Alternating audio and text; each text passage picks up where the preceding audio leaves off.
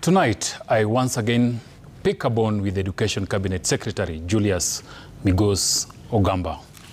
Sworn into office on the 8th of August 2024, today marks his 456th day at the helm of the Ministry of Education. At his swearing in, he raised his right hand and vowed to uphold and protect the Constitution of Kenya, a solemn oath that should guide every decision and every action he takes in office. But recent events, Mr. Ogamba tells a different story. The Ministry of Education has been conducting an audit of all public schools across the country, an exercise that has already spilled past its original deadline. And what it continues to expose is shocking, shameful, and scandalous. Ghost schools, ghost pupils, and ghost administrators. A cartel operating right under the nose of the ministry, siphoning off an estimated 1.1 billion shillings every year. That's hard-earned taxpayers' money, looted in broad daylight, without remorse, and now apparently without consequences. For context, here's what CS Ogamba told Parliament just the other day. The information that we have collected, it is now being analyzed to determine the issues that this House has raised. Have we been releasing money to schools that do not exist? Which school is this? This is the identification and analysis that we are doing because of that verification exercise, after which we are... Minister, if the school doesn't exist, the question of which school is this does not arise. I'm saying, yes. Mr. Speaker, look, for example, the 10 schools that have closed.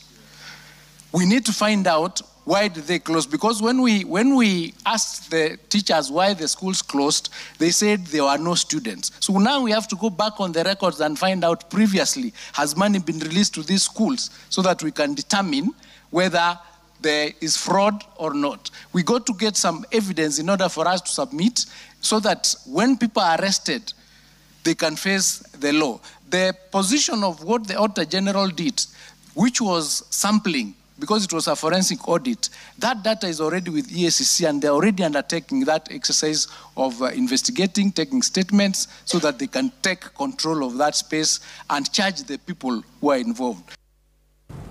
Now, this wasn't the first time top officials from the Education Ministry were appearing before this committee to explain this rot. Before him, Principal Secretary Julius Bitok had laid bare the same fraudulent network bleeding the sector dry. Yet, months after these revelations, not a single arrest, not one school owner, not one ministry official, not even a bank manager. The gravy train trolls, unbothered, uninterrupted, unashamed. CS Ogamba, you were picked by President William Ruto as a seasoned legal mind, a man of the law profession expected to know where the line between negligence and complicity lies. And that line, sir, is fast blurring under your watch.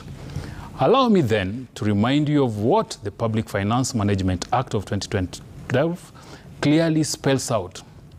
Section 196 through to 203 are explicit on matters of financial misconduct, fraud, and dereliction of duty by public officers. You have no excuse whatsoever for failing to report and prosecute these offenses. Julius, you don't need another committee, another report, or a verification process. You have the data, you have the culprits, you have the law. So, please act, and act now, because Kenyans cannot continue paying taxes just for those taxes to be chewed like candy by corrupt officers in your ministry, aided by ghost schools and ghost pupils who exist only on paper. Mr. Ogamba, it's time to draw blood, nothing else. That's not a request, it's your duty as the custodian of education and public trust. If you can't clean up your house, then perhaps it's time to leave it. That's my bond tonight.